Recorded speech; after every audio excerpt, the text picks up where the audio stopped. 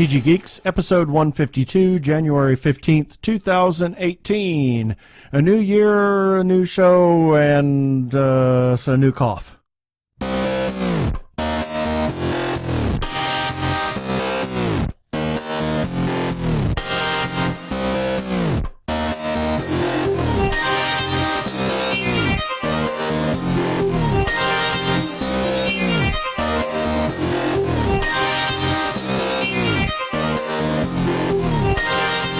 Hello and welcome to another webcast from tggeeks.com, where Ben and Keith, the Two Gay Geeks, talk about all aspects of geekdom and nerdery. Sci-fi, comics, film, horror, genre, you name it, we talk about it. I'm Keith Lane, and we are coming to you from TG Squared Studios in lovely, flu-infested Phoenix, Arizona.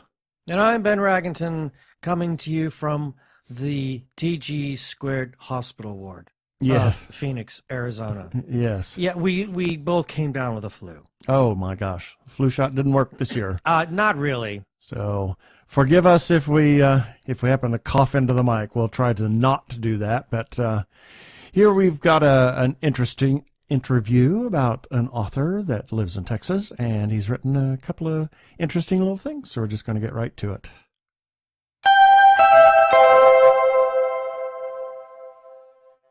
And this time on our show, we have author Duane Simolke, whose books have been released, and the one that I read was Sons of Taldra. So welcome to the show, Duane. Oh, thank you.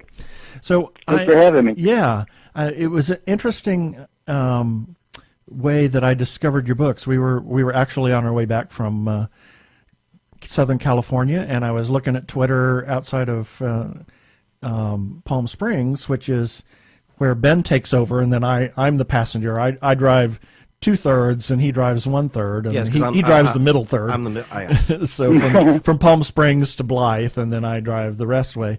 And when I was looking at Twitter, I just happened to see a tweet about Sons of Taldra, and I don't know whether it was your tweet or somebody else's. This was back in July or June or somewhere in that. It might have been when we were coming back from Comic-Con. Yeah. And I said, oh, that looks fascinating.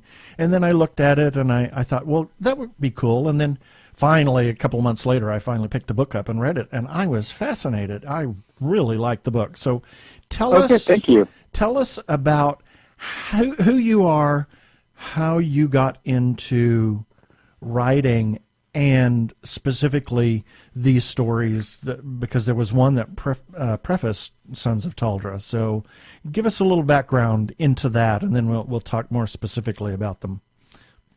Okay.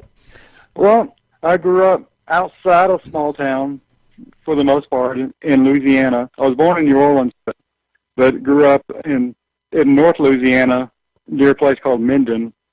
We didn't even live in the small town, though. We had to take a long bus drive into town. But I was really always loved stories, and I loved movies and comic books and different things, and I always just had the idea, that I would write my own stories and that I would be a writer. And I had teachers, that encouraged me in it, and recognized that interest and wanted to encourage it as much as possible. So I was very fortunate about that, and I eventually started writing my own stories. And one of them was a short story called Teleus, and by that time I think I was about 14.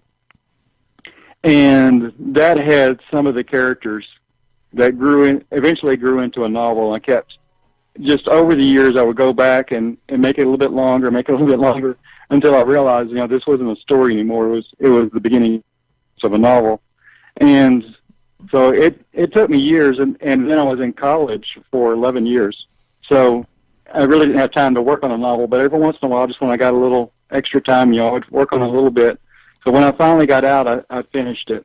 And I named the novel Degranon, which in the book, it's actually the name of a religious text that becomes, its followers start their own sect, and they colonize a planet and actually name it Degranon as well. Right. So the Degranon has multiple meanings in the book. Right. But from there, I kept wanting to do more, and I eventually rewrote it. And because when I was working on it the whole time, I wasn't out at all. And so by the time I was actually starting to release my books, I was also coming out. And in the middle of my other writing, I was dealing with gay issues, and just the idea of struggling with being gay and hearing all these terrible things and hearing them so much and no one disagreeing with them, that I internalized all of it. Right. So that was going on, that I was dealing with in some of my other writings. So then when I decided to rewrite Degrenon, I really wanted to bring that forward more and deal with, well, what's it like to be different?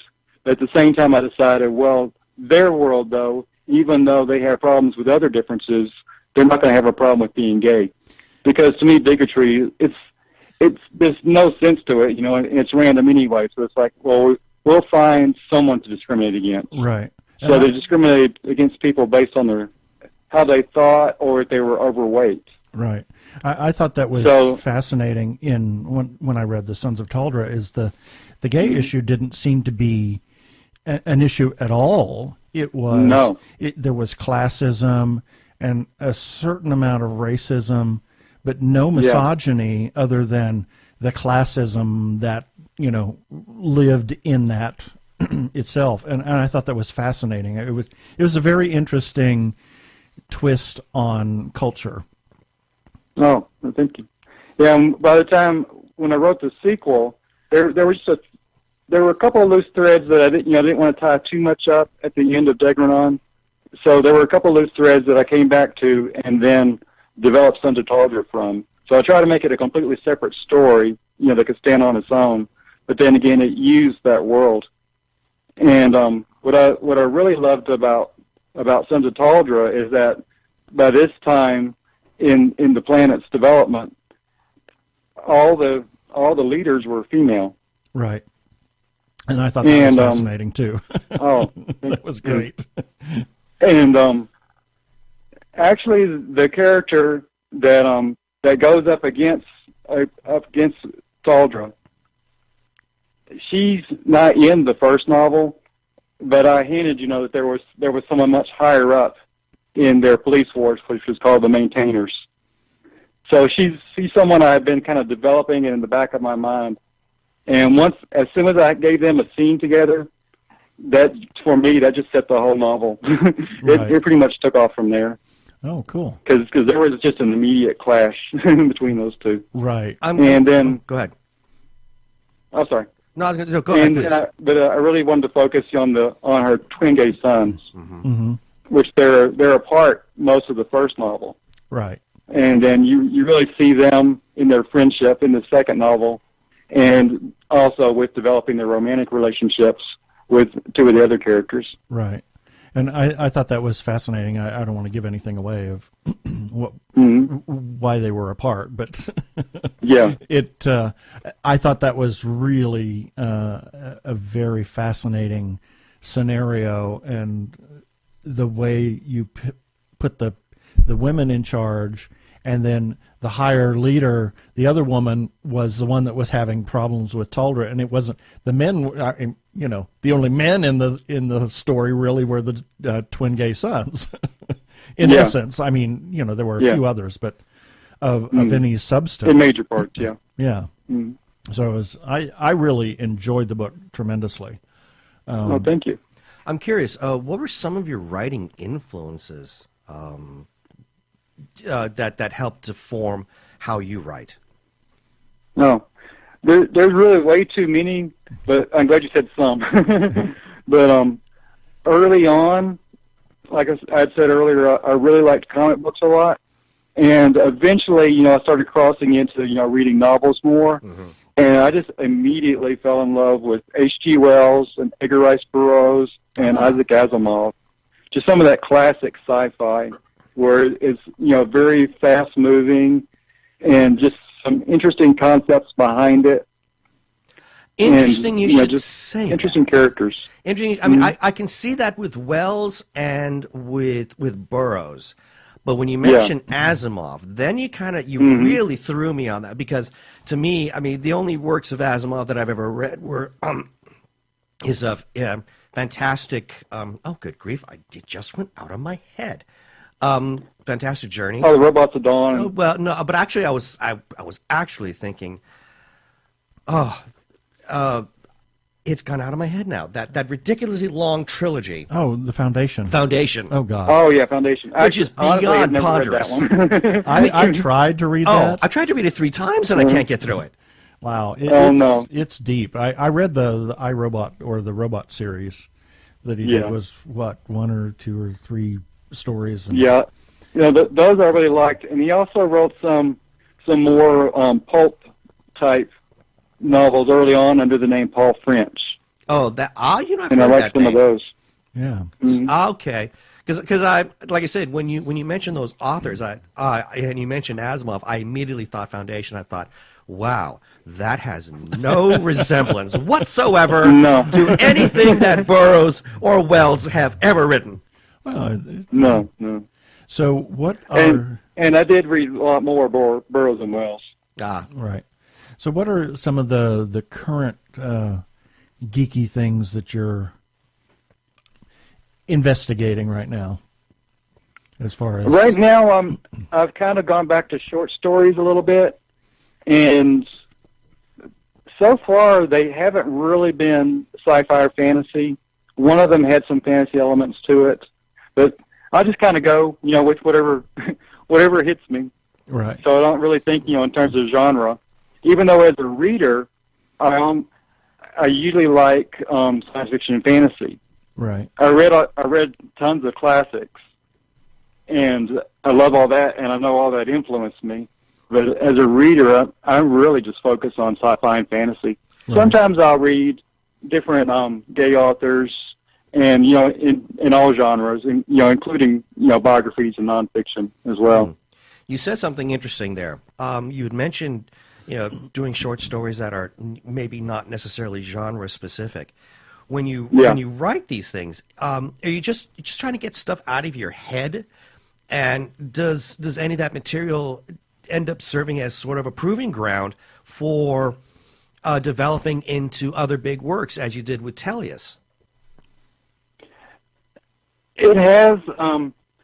I think a lot of it, I just come up with an idea, and some. And you're right, absolutely right. It's trying to get it out of my head, and it'll keep bouncing around, and I'll develop an idea, and it could start with a character, it could start with a setting, it could be just a phrase that hits me, or just a basic idea of the plot, and just different things like that. With the Acorn stories, I actually was writing a few short stories set in a college town, and tended to keep it focused on the college itself. And by the time I finished the book, the college is barely in it. I think there's just a couple of scenes that are very briefly set in the college. But then I've developed an entire small town called Acorn, Texas, right, around all the different characters. Mm-hmm. But like you said, when I was writing it, I wasn't thinking of, this is going to be a book, and it's going to be, different related things. I was just thinking, well, here are some stories that I'm writing. Right. And it wound up, they're very connected in the Acorn stories, because a lot of the characters will pop up from one story to the next, and even some of the storylines of one story connect into something that happens in another story. Mm-hmm. Right. And so a lot of people that have read it have mentioned, well, this is kind of like a novel, but also, it's still short stories, and they're still, self-contained. It sounds like your writing is more in line with like that of Larry Niven. Because Niven, because he, have you read any of his works? I'm familiar with him, but honestly, I don't think I've read any of them. Because Larry Niven, and I've always planned to. I think you'd really, really like him. He's one of these writers who's most famous for Tales of the Known Universe. And all he ended up doing was just writing these series of short stories that ended up becoming part of this universe. And from that point on, he then turned around and started writing full-blown novels. And some of his works are just considered to be really, really outstanding, because it sounds a lot like what you're doing. You know, writing these stories that you realize, oh, you know, this really could take place all in this particular town. These stories are they're not necessarily connected directly, but maybe sort of connected in the background because of its location. And that's in many ways that's how Niven kind of really began to build his own library of work. Mm-hmm. Yeah. There may be a story that pops up here soon that connects them all, and then you go back and you revise that and stick it all in a novel. You never know. Oh, yeah. So, yeah. And even with the Acorn stories, when I did finally put it together, you know, as one collection, I did go back and find ways to kind of add different threads, you know, in revising it, where that they were connected a little bit more. Right. Well, that's cool. So, I lost my mind all Whoops. of a sudden. I hate it That's when a that regular happens. thing at my age. It happens. I walk into a new room and I think, why was I going in here? Who am I? Who am I? What's my name? What was you started off with the story of Teleus, and then Degranon, and then what was the impetus to write the Sons of Taldra? It was just one of those things that that was haunting you, and you had to get it out. Is that kind of?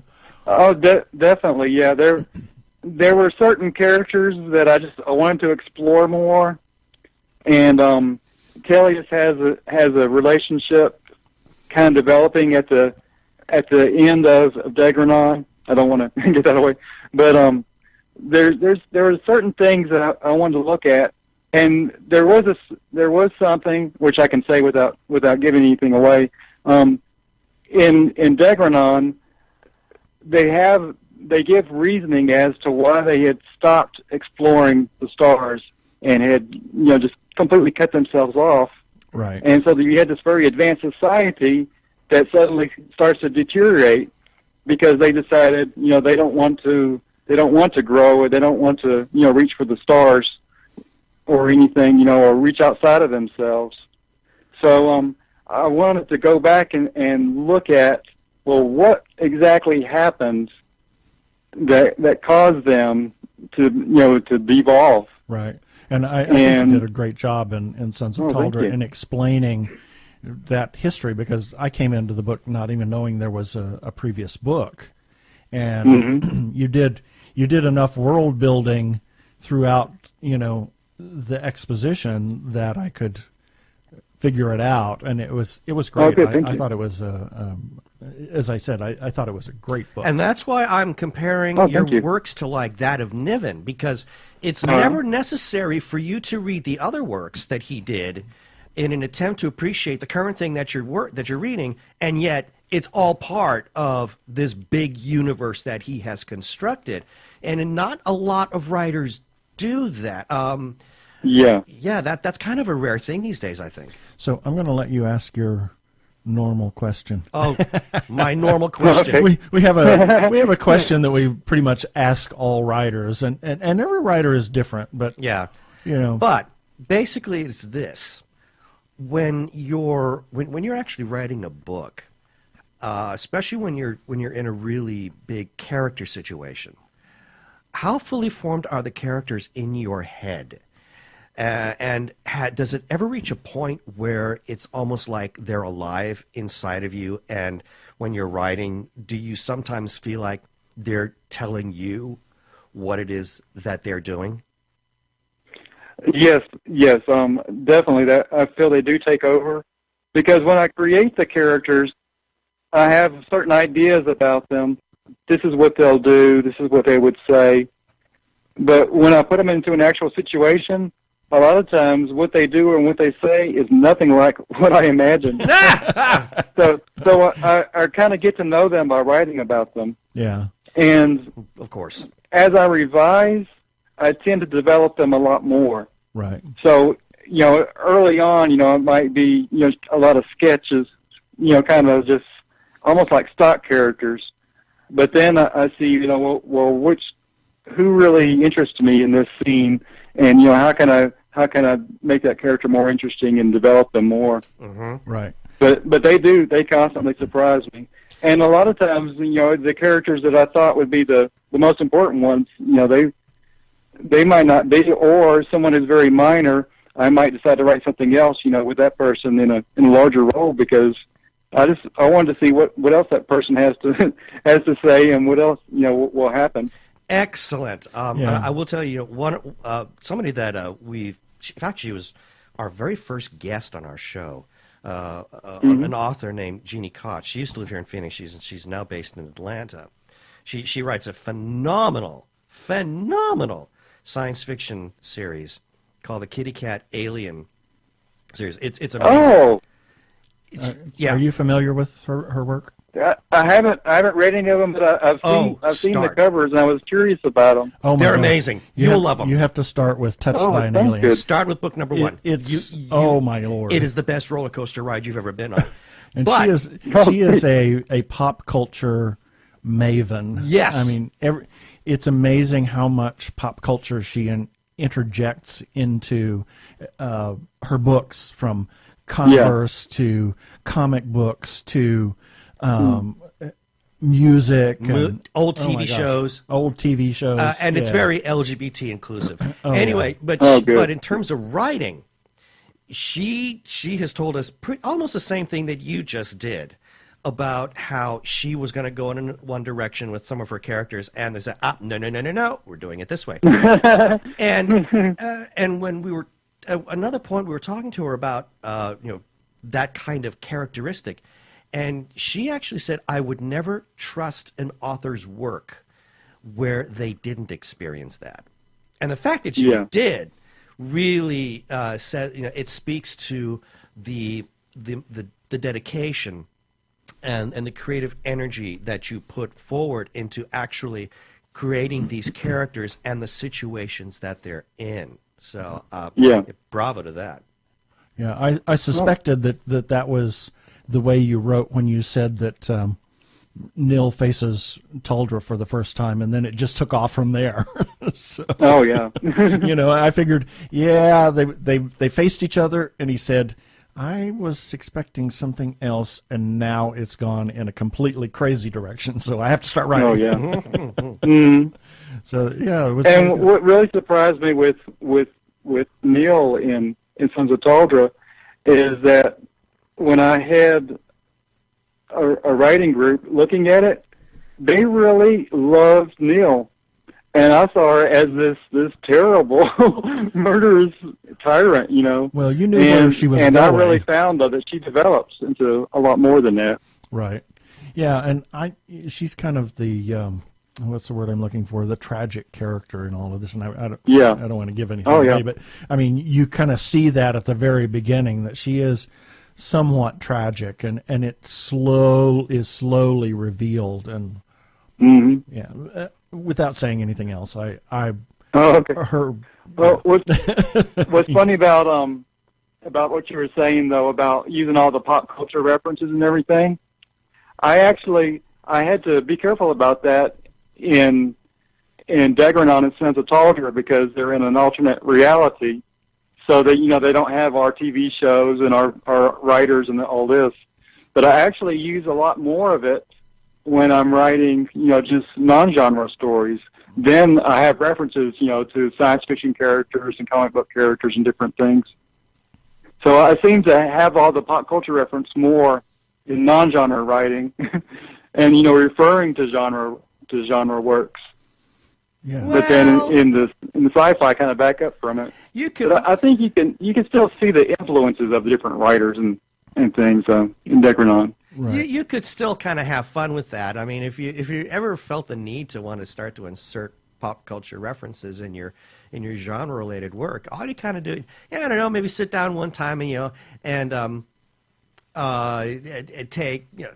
think about something that's just really popular, in popular culture, and then turn it on its head. Yeah, how would it change in their turn it on its head in their world? Call it something else. Oh yeah. But give where the readers will pick up on something familiar, exactly, even though I didn't actually say it. Right.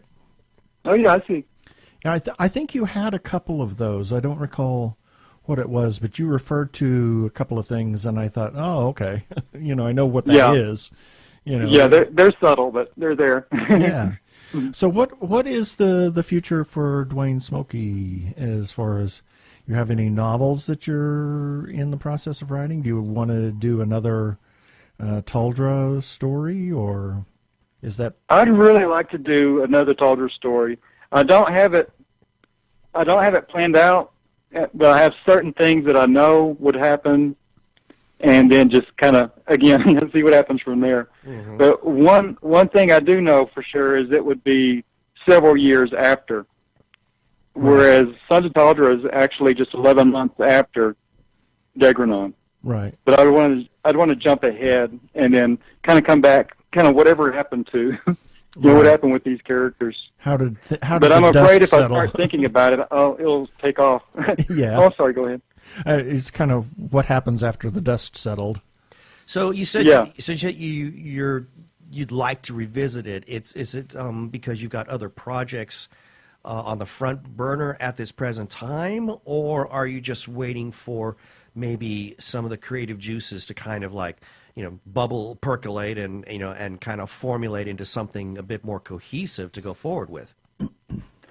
It's both. I wanted to go back to short stories for a while because it takes me so long to write a novel. It's like I'll tell people, I'm working on that novel. I'm still working years later. But so I wanted to go back and explore short stories, and actually the Acorn stories is probably my best known work. I actually prefer the sci-fi books, but the Acorn stories has done really well, and it has an audience, and I really enjoyed writing those and writing those characters. So I was hoping to create new short stories, and possibly have them different places, where people don't have to buy the entire book to enjoy it. Yeah. So I wanted to do that for a while. At the same time, I'm thinking, well, at some point, something's going to hit me with Taldra, and I'm going to say, oh, well, we got to get started. Yeah. It's going to take off from here. Right. So I am, like you said, kind of waiting for the creative juices to percolate on it, and I don't want to be someone who just says, well, I have these characters, I like them, and that's all I'm going to ever write. Right. But at the same time, I have these characters, and I love them. Right. And so I do want to later see, well, what did happen with them? And I don't know until I write it. Right. Well, and returning to short story, I mean, especially if it's something that you artistically feel a need to do, then that's what you have to do. Oh yeah. You don't want to force out a story if it's not ready yet, because then you come up with something that isn't exactly genuine. Yeah. So if you feel the need that you have to, from not just a commercial, but like I said, an artistic point of view, if you have to do these short stories, then obviously that's what you have to do. Yeah. We had a guy we were at San Diego Comic-Con last year, and at the Independent Creators Summit, and one of the things that he said, somebody asked the question about, owning. It was a copyright type of thing, but it kind of devolved into something else, and the guy says, you don't have anything until you put it down, until it gets out of your head, and you just got to get it out of your head before it can sometimes take on a life of its own. And so I see that you doing that by just getting these stories, these short stories, and maybe one of those short stories is going to launch into something else or someplace else, or free some room up in your head for. That's what I was going to say. It'll free up room in your head so that you can actually go back to Taldra, because until you get these other things out, Taldra's kind of like sitting in the background saying, "I'm still here." I know we're talking a lot about that. You said that your Acorn stories are your most popular, but the Taldra is the one that I'm most familiar with, and I really liked it a lot. So, thank you. Go ahead. Oh, I was going to say, it seems like it's starting to catch on a lot more. Whereas as Degrenon just, slowly developed an audience, over the years, Sons of Taldra seems to have taken off faster. So I think it's starting to get more and more of an audience. Yeah. And I also think, once people start asking me a lot of questions, even though I won't want to answer and say, well, this is what's going to happen to this character. Right. Because for one thing, I don't know. But for another thing, I don't want to ruin, if I actually do write the story later. So I just want to, wait and see what happens. But as I said, though, I prefer the science fiction. Right. I love writing all of it, and just writing. Mm-hmm. I could be writing anything. I enjoy that. Well, but obviously, with your degree. As a reader, I want to read science fiction, yeah. Right. I'm sorry, what? Are you Oh, go ahead. I said, obviously, you like to write with your degree, so... Yeah. You have to obviously really like to write to get a higher degree in English. So yeah. Are you self-published? Yes. Okay. Have you? I mean, do you do? I've had a. Go ahead. Oh, I had a lot of things published in magazines and on websites and different things, but I never seemed to break through as far as, getting a publisher interested in one of my books. Mm-hmm. So I finally just, self-published and found that was what worked with me. Worked for me. Nothing wrong with that. I just kept doing it. Nothing Yeah. wrong with that. In fact, another author that we know who is self-published, one of his books is being optioned for a movie. yeah. And he's self-published. Oh, wow. So, hey, nothing wrong with that. Do you do convention appearances to help push your work? That's one thing I've considered quite a bit. I really haven't done any yet, though. Yeah, well, it might be something that you consider doing. Really? Because we have encountered so many amazing writers and fantastic pieces of work by going to the local conventions. And, there's what you call Authors Row. Yeah. These are people that are independently self-published. I usually come away from a con with at least 10 books to read. So, Good. and 90% of them are self-published. So, Yeah. it's something that you might consider. And I think that if you played up, I think it would be a place for you to get a wider circulation. Absolutely. And to be able to, I think so. And it's not, it can be inexpensive, but it can also be expensive depending on where you go. Phoenix, they're Comic Fest now. Yeah, it's Phoenix because Comic of Fest. the big lawsuit, but they used to be Phoenix Comic Con. Their tables, I think, are $100, something like that. The hotels are reasonable. We have lots of friends that we usually stay at the hotel across the street from the convention center, and we drag all of our studio gear up there just in case we run across somebody to talk to, and we'll take them up to our studio in our room and we'll do an interview and whatnot like that. But there are a lot of authors, and they ship books over there. Obviously you have to outlay the cost of the books initially. Yeah, there is that. Usually they sell them for $10. Yeah, so. it's a very it's a very painstaking process because the setup and then the tear down, shipping, what you brought. There was one person, I can't remember who it was. I want to say it was Christy Hartman. There was one time she actually was able to leave the convention and she had everything sold. Yeah. So she didn't have to ship anything home. She was really happy. Yeah. But that's a great way, because with independent work really becoming such a popular and more readily acceptable idea among fans, it's very possible that you could really give yourself some much wider exposure by actually going to, and it doesn't even have to be like in Phoenix or in Salt Lake or anything. Or even San Diego. it could be something that's local to where you some live. of the smaller cons here and there. Sometimes they'll do what they call a library con or a book fest or something like that. Yeah, I have done I have done book festivals, and those do seem to help. And also, even if I don't sell a lot of books, it gets media coverage for my books. Yeah, and that's good. So and I meet people, and are able to talk about my work. Mm-hmm. We've looked into cons quite a bit, and we never could figure out the cost or anything. I guess you just pay according to which events you go to. Yeah, there's most of the cons will have a thing for vendors, and then you kind of almost have to go through most of the process to find out what the fees are. Unfortunately, you have to sign up and everything. But a lot of them will tell you how much, it's so much for a table, and do you need internet access? Are you going to accept credit cards or whatever? And you could be cash only. I mean, we've had a number of authors that were cash only, and they sell their books for $5-10, and I mean, it's a good thing for them. And then you have obviously hotel rates that you have to consider in there. Yeah, there is an overhead that you definitely have to think about.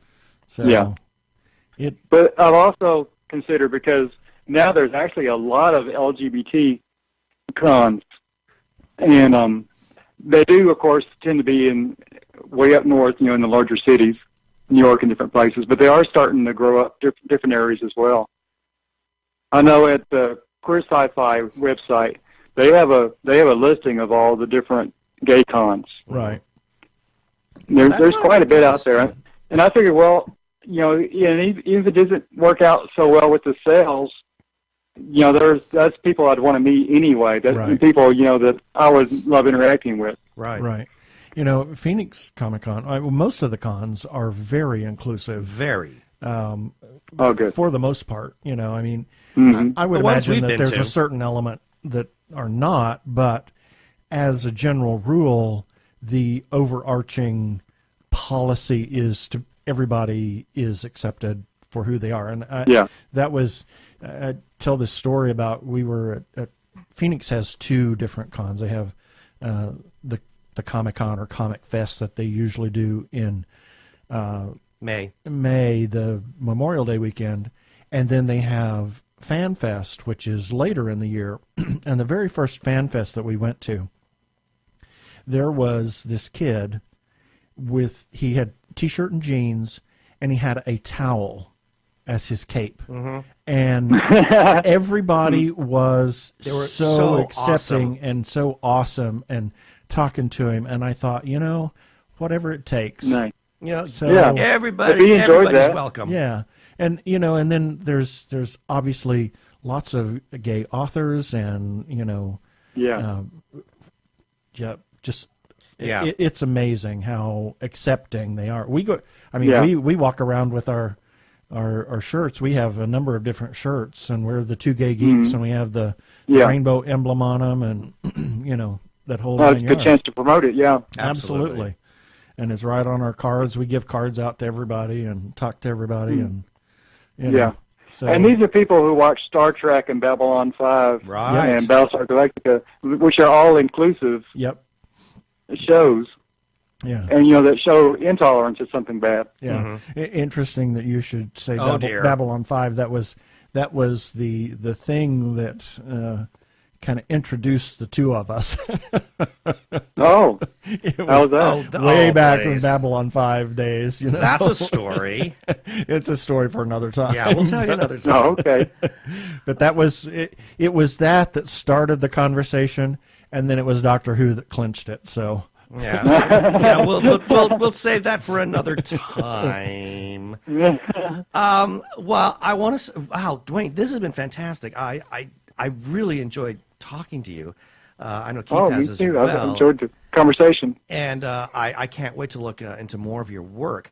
So, for people who are listening to this interview and they want to learn more about you, do you have any social media presence, like a website or Facebook, Twitter, anything on the intertubes that people might be able to find you and learn more about you and the work that you are putting out? Yes.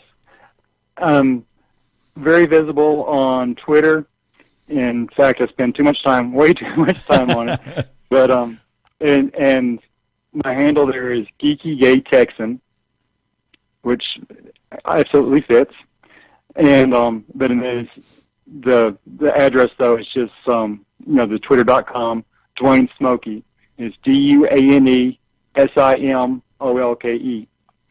And then I also have a blog where I put things about my books and related things, but also just a lot of different things that interest me.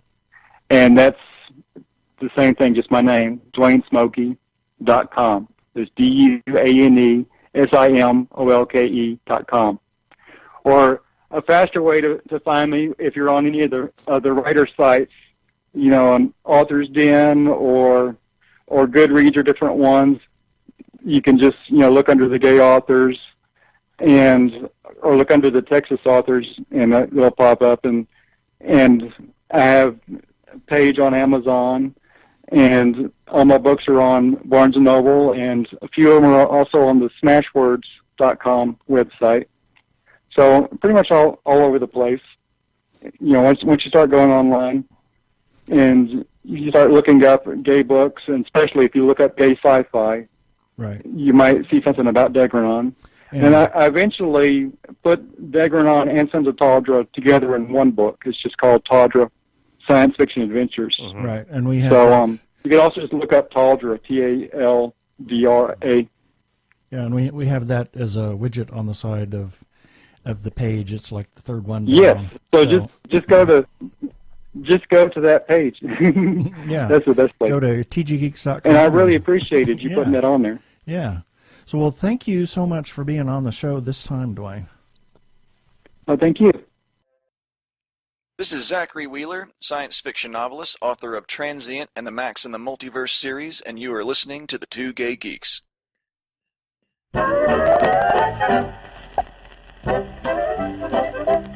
And here's a few selected birthdays for January 15th through January 21st, 2018. January 15th, Mr. Lloyd Bridges. I knew this was a bad week to stop sniffing glue. Yeah, and Charo. And also Edward Teller, most famous for his work on the Manhattan Project, and co-founder of Penn and Teller. Yeah, there you go. Thank you. The Lawrence Livermore Labs. Yes. January 16th, Ethel Merman, John Carpenter, and Lin-Manuel Miranda. How come Lynn? Okay, explain the last one. Hamilton. Among other things. January 17th, Betty White. My God, I think the Grim Reaper's afraid of her. I think she is. James Earl Jones, Eartha Kitt, Muhammad Ali, Sherry Lewis, the puppetess. Yeah, who's famous for sticking her hand up a lamb's butt. Yeah, and it's Jerry Lewis's wife. It's a fact. It's a fact. Yeah. And also Mr. Benjamin Franklin. January 18th, Danny Kaye and Dave Bautista. Also, a friend of ours, a friend of the show, Larry Nemechek, and good friend of the show, Mr. Scott Linder. January 19th, Bitsy Tulloch, Janis Joplin, Edgar Allan Poe, Paul Cézanne, Natalie Kaye, Tippi Hedren, and also a friend of ours, Mr. Michael Hickerson. January 20th, Patricia Neal, David Lynch, and Tom Baker, as well as DeForest Kelley, Edwin Buzz Aldrin, Federico Fellini, and friend of the show, Hannibal Taboo. You know Tom Baker is the brother to Colin Baker. Yes, I did. It's a fact. It's a fact. January 21st, Placido Domingo, Wolfman Jack, Ethan Allen. He was. It says that he was a Revolutionary War hero. I thought he designed furniture. I did too, but who knows? Also on January 21st, Christian Dior. And that's it for the birthdays this time.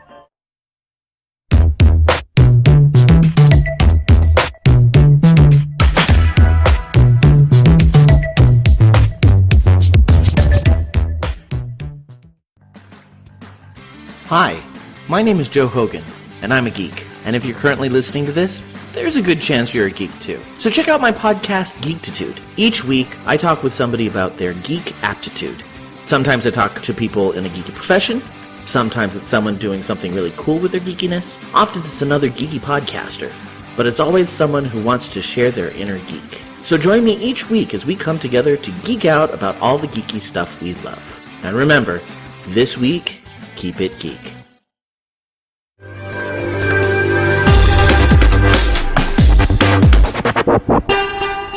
Go give a listen to our friend Joe over at Geektitude. We're contemplating putting a new thing into the show, and it's called our Hooray for Hollyweird moment. Kind of one of those from the files of You Can't Make This Shtick Up. Oh, that's good.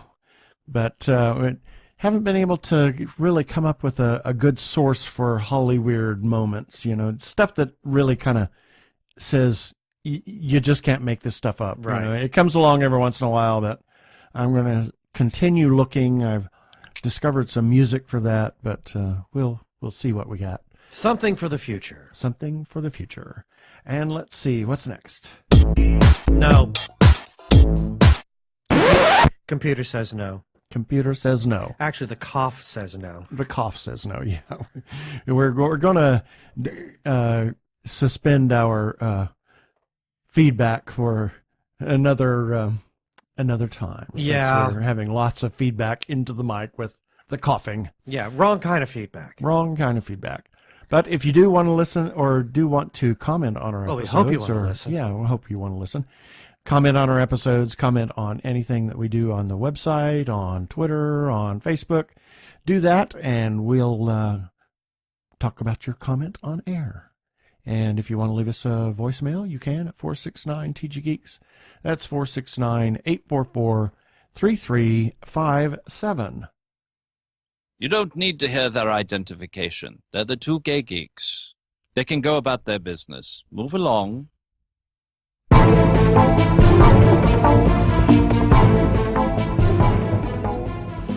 I got a couple of things I want to hit on. First off, we're going to talk about a movie that we just saw. Oh, good God. Do we have to? Yeah, I think we kind of do.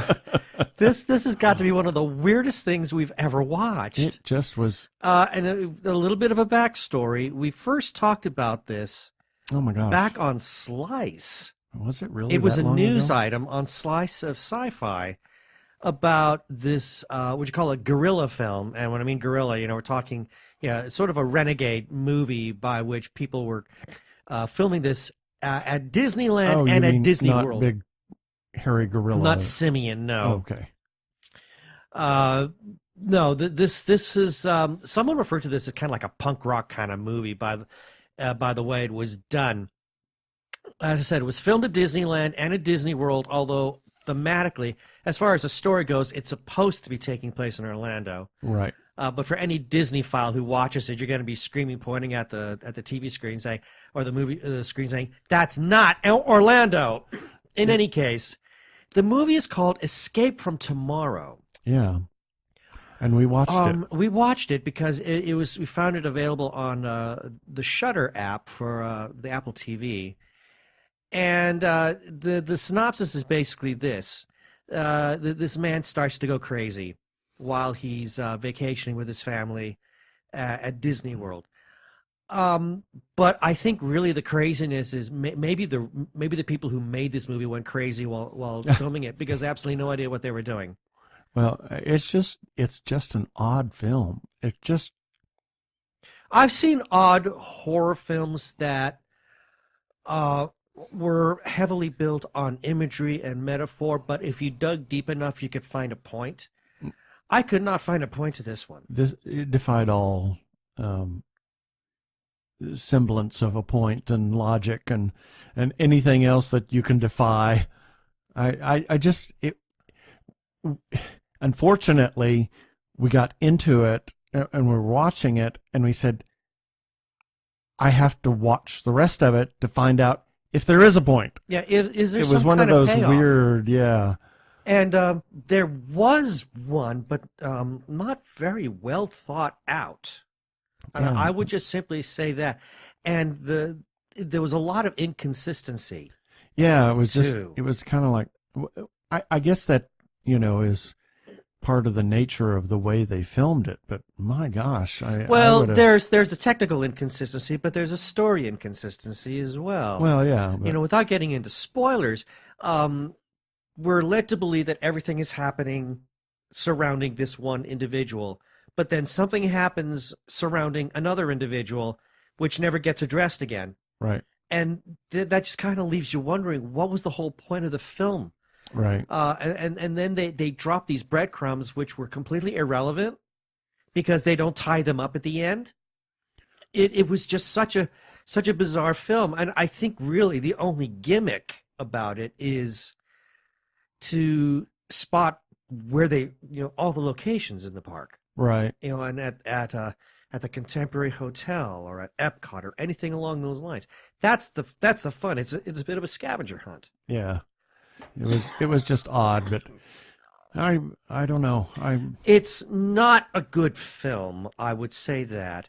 I like what Tim Calloway. Did you see what Tim Calloway posted on Facebook? I saw. Yeah, Tim Calloway used to have a podcast, and for it was oh shoot, Mouse Castle. Yeah, Mouse Castle. Mouse Castle Lounge. Right, Mouse actually. Castle Lounge. Tim is a friend of mine from high school, junior high and high school, and he had his own podcast for a time, and he actually got to interview the filmmakers and the cast of this film, and applauded them, as he put it, in a comment on Facebook. He applauded them for the chutzpah for doing this, but he found the movie a bit lacking. I kind of agree with it. Yeah. It's a very bizarre film. And I dare say I kind of want to watch it again, but for all the wrong reasons. Okay. And the reasons you can being, do that by yourself. well, the reasons I want to do it, and I didn't think about this until we were like more than halfway into the movie, and that is a lot of it is filmed in Anaheim, and it was filmed at a time where you and I used to go to Disneyland a lot. Yeah. So I have this thought. Okay, I want to watch it again. I'll do it on my own, but I want to watch the background to see if either I can spot us or anybody that we know. Yeah. Because there's lots and lots of crowd shots. But other than that, I mean, it's a terribly odd movie. Watch it at your own peril. Yep. That's all I have to say. Yes. Okay, second point. You'll want to escape Oh. from tomorrow. Yeah, you'll want to. Okay, second point. This one really got social media completely up in arms. Yeah.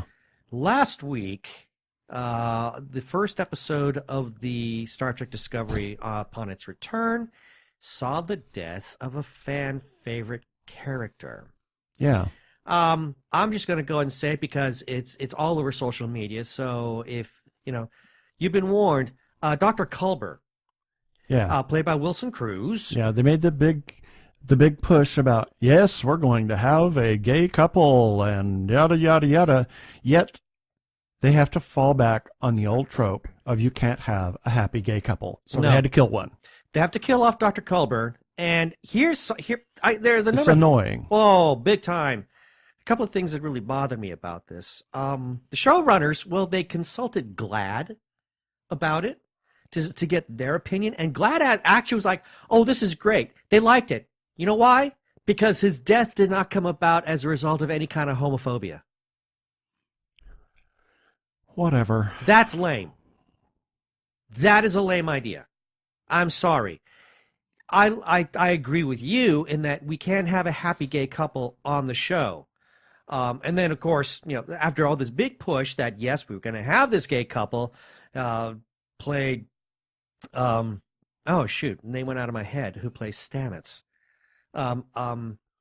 Anyway. Yeah, anyway, you can't have this happy couple, but then right after that's over, we see, a straight couple, they're kind of going at it.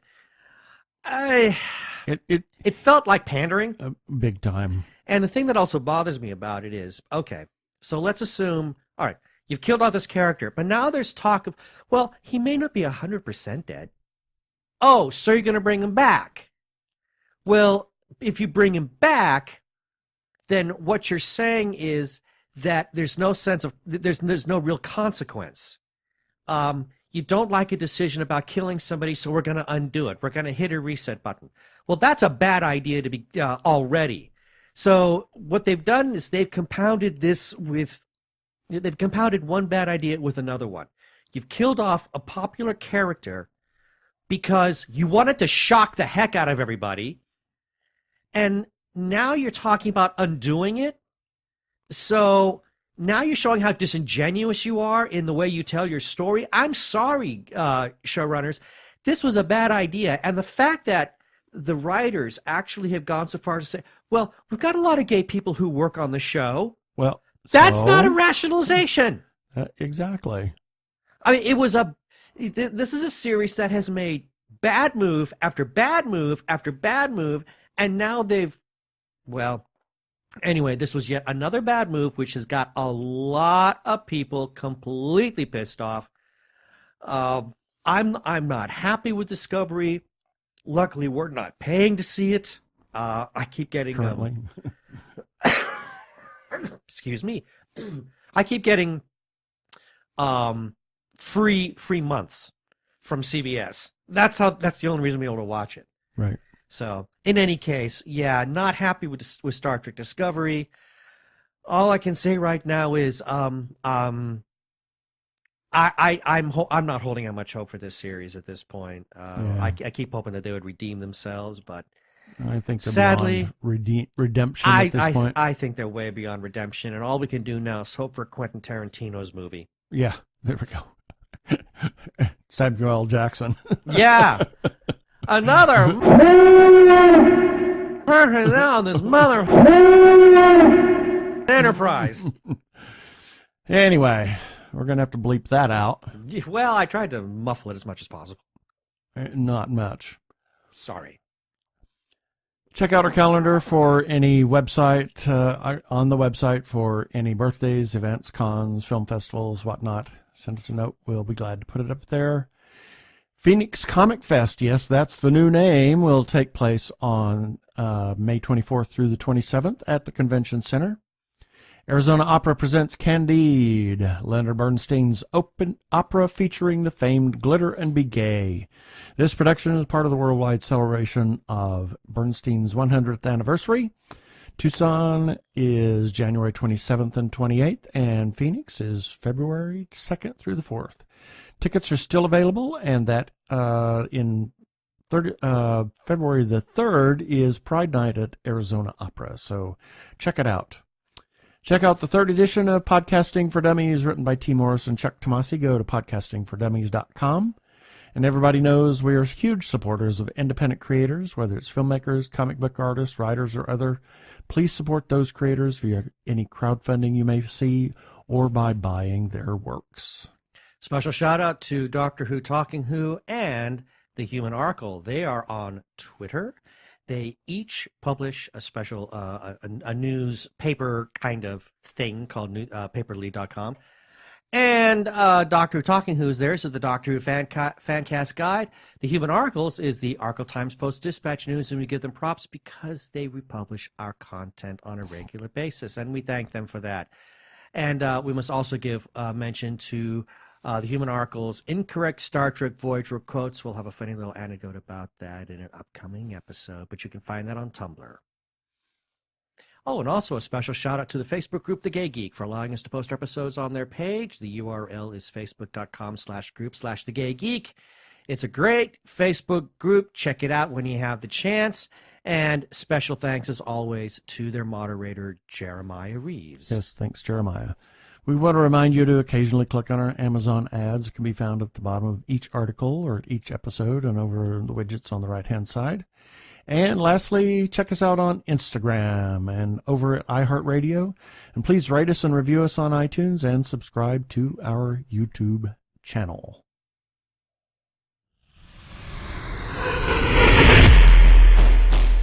Up next week, well, we have something sort of lined up, but who knows? We'll know when we get there. And hopefully we'll have more energy than we do this week because we're just worn out. We are worn out from this flu bug.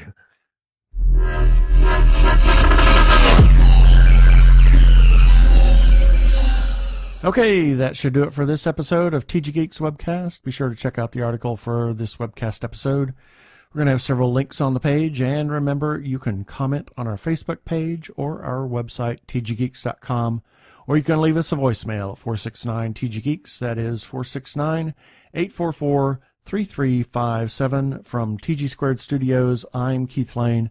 Thanks for listening. I bid you peace. Cheers.